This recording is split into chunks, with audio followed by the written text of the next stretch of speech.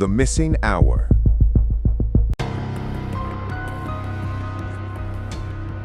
Los Angeles never really sleeps.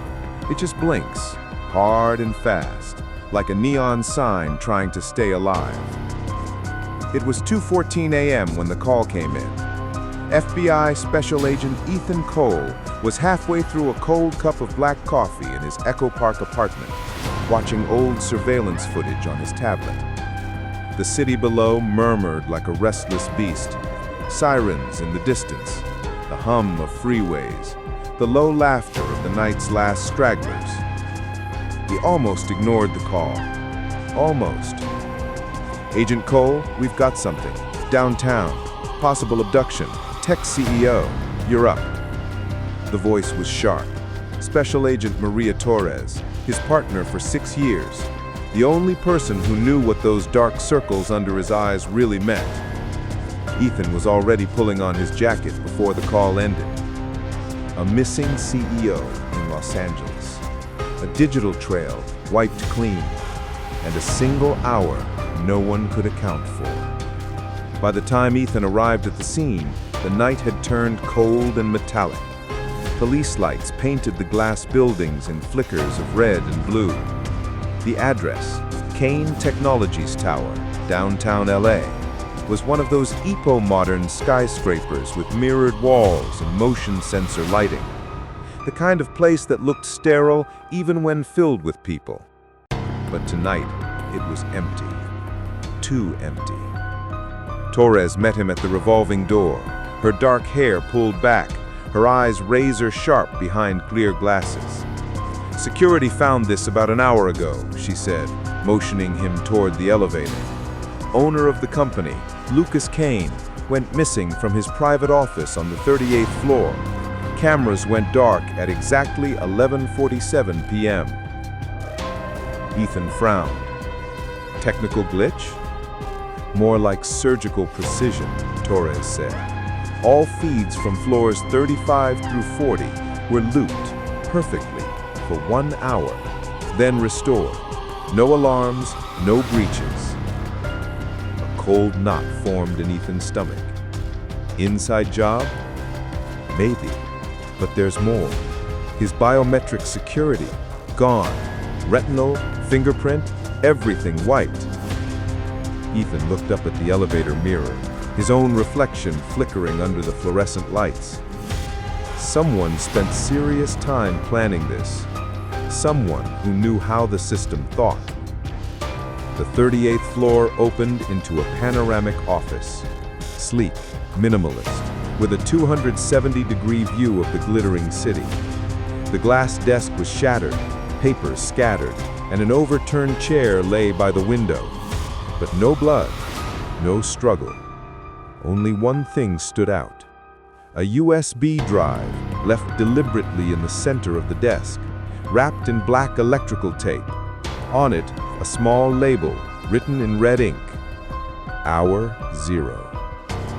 Torres whistled low. Are you thinking what I'm thinking? Ethan nodded. Someone wants us to look. He slipped on gloves and picked it up carefully. Evidence or bait? Maybe both. They returned to the mobile forensics van downstairs, where a tech loaded the drive into an isolated terminal. Lines of code filled the screen, fragmented, glitchy, encrypted beyond standard FBI firewalls. It wasn't data, it was a video file, but broken into thousands of corrupted segments. When the tech managed to stitch together 10 seconds of it, the air in the van went still. A blurred image of Lucas Kane appeared, pale, sweating, looking directly into the camera.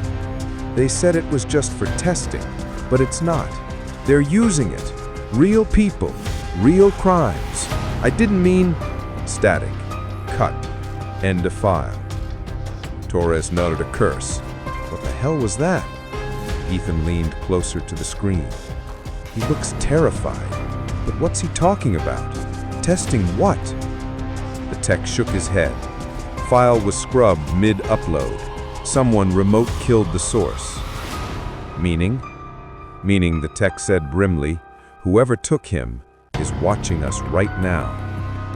By dawn, the FBI had taken over Kane Technologies completely. Agents in suits combed every floor, confiscating servers, hard drives, paper files. But the deeper they looked, the cleaner everything got. No trace of abnormal transactions, not even a hint of external breach, as if the building had been digitally sterilized. At 8:03 a.m., Ethan's phone buzzed again. Unknown number. He hesitated, then answered. Agent Cole, you're wasting time. Lucas Kane isn't missing. He's hiding. Who is this? Follow the code in the drive. You'll find him before they do, or you'll die like the others. Click. Ethan stared at the phone, his pulse pounding. Torres, trace that. She shook her head. Already tried. Spoofed IP, voice filter, vanished. He turned toward the city skyline, sunlight just creeping through the smog. LA looked peaceful from up here, but beneath it, Ethan could feel it. Something dark, moving, invisible, systemic. Something he had seen before. Later that morning, Torres handed him a tablet. You'll want to see this.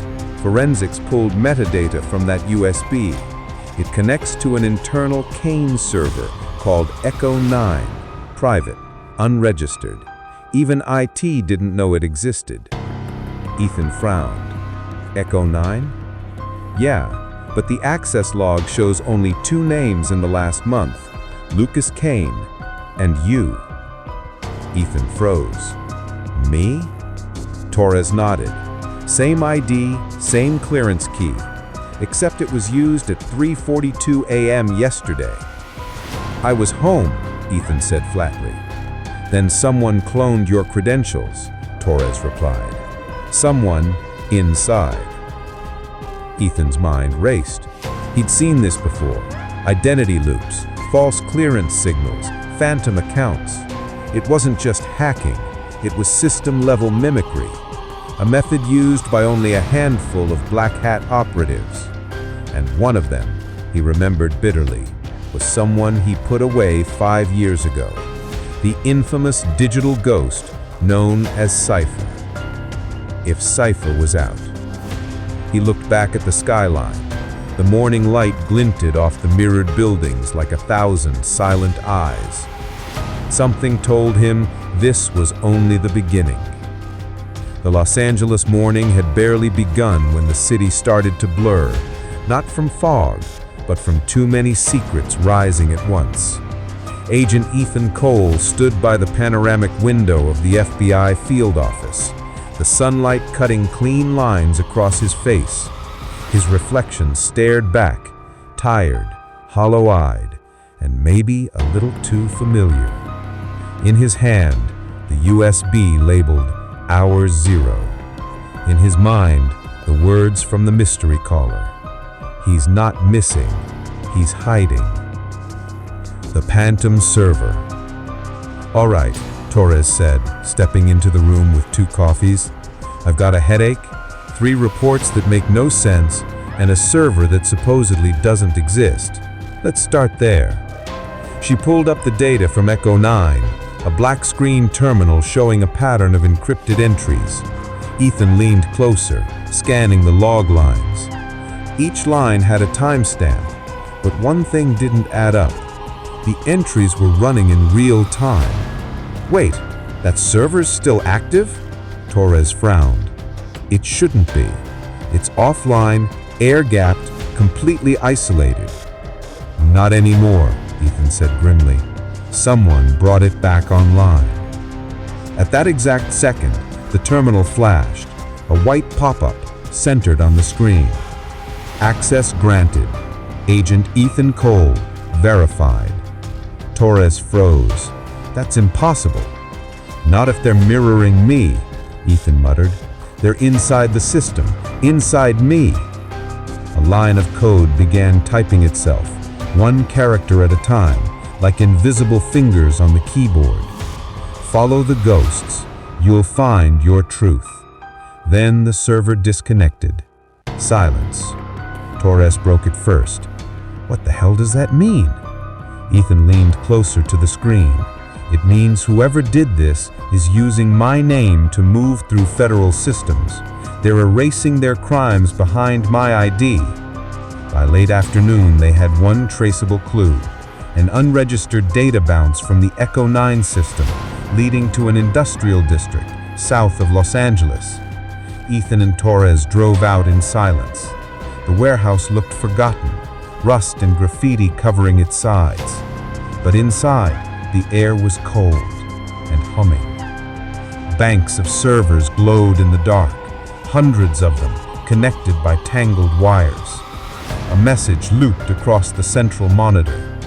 "Welcome home, Agent Cole." "Trap?" Torres whispered. "Definitely," Ethan said, "but the kind that wants to be